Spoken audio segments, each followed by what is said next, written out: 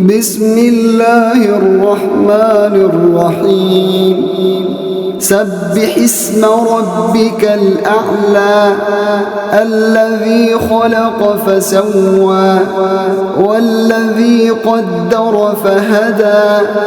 والذي أخرج المرعى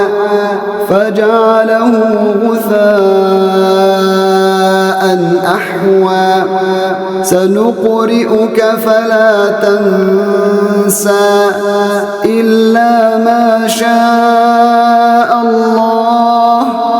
إنه يعلم الجهر وما يخفى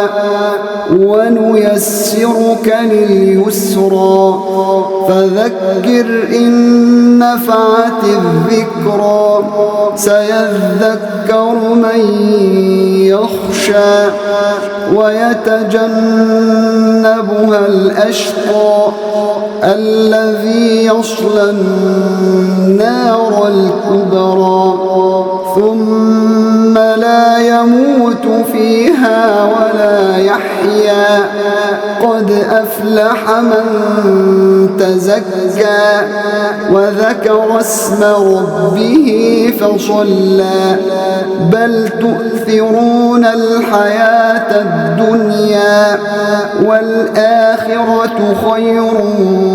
وأبقى